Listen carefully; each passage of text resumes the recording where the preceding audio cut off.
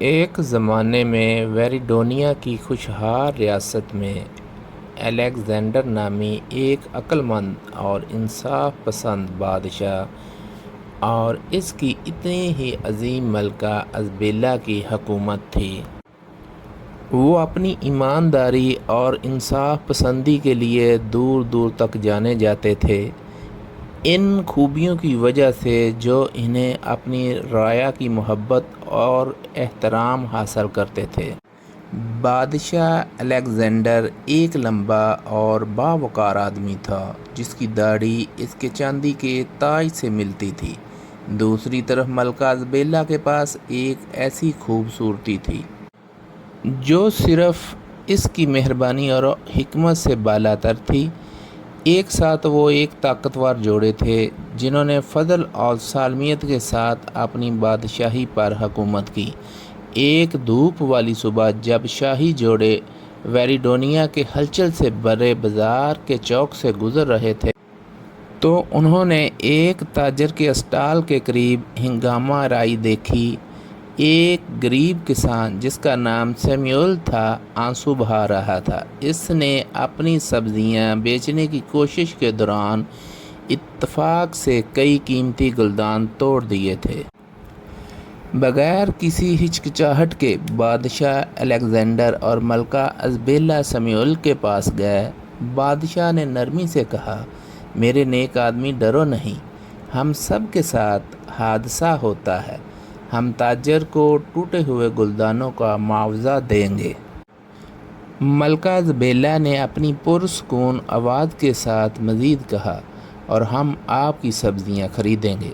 Samuel, ہمارے پاس آج رات ایک عظیم الشان دعوت کا منصوبہ ہے اور آپ کی پیداوار ایک خوش آئند اضافہ ہوگا۔ سیموئل کی آنکھوں میں تشکر کے آنسو آ گئے۔ جب اس نے صحیح بادشاہوں کا شکریہ ادا کیا، ان کا حسن سلوک کوئی الگ تھلگ واقعہ نہیں تھا بلکہ ان کے کردار کا ثبوت تھا۔ ویریڈونیا کے لوگ اپنے حکمرانوں کی نہ صرف ان کی دولت اور طاقت بلکہ ان کی غیر متزلزل ایمانداری اور ہمدردی کی وجہ سے تعریف کرتے تھے۔ ایک موسم سرما میں ایک شدید خشک سالی نے سلطنت کو اپنی لپیٹ میں لے لیا اور خوراک کی کمی ہو گئی۔ بہت سی پڑوسی ریاستوں کو نقصان پہنچا لیکن ویریڈونیا مستحکم رہا۔ بادشاہ الیگزینڈر اور ملکہ ازبیلا کی طرف سے اپنے وسائل کے محتاط انتظام کی بدولت تاہم جیسے جیسے موسم سرما جاری رہا، شاہی خزانے میں کمی آتی گئی۔ ایک رات بادشاہ اور ملکہ نے بحران پر بات کرنے کے لیے اپنی کونسل بلائی۔ مشیروں نے ٹیکس بڑھانے یا غیر ملکی امداد لینے کا مشورہ دیا لیکن بادشاہ اور ملکہ اپنے لوگوں پر مزید بوجھ ڈالنے سے گریزاں تھے۔ اس کے بجائے انہوں نے ضرورت مندوں کو فراہم کرنے کے لیے اپنے خاندان کے کچھ ورثے اور زیورات بیچنے کا منصوبہ بنایا۔ ان کی قربانی کا کلام پوری مملکت میں پھیل گیا جس سے دولت مندوں کو کم خوش نصیبوں کے لیے امدادی فنڈ میں حصہ ڈالنے کی ترغیب ملی۔ ویریڈونیا کے لوگ ایک ساتھ جمع ہوئے، ان کے پاس جو کچھ تھا وہ بانٹتے ہوئے اور مشکل وقت میں ایک دوسرے کی مدد کی۔ جیسے جیسے موسم بدلے اور خوشحالی ویریڈونیا میں لوٹ آئی، بادشاہ اور ملکہ کا دور ایمانداری اور ہمدردی کا سنہری دور رہا۔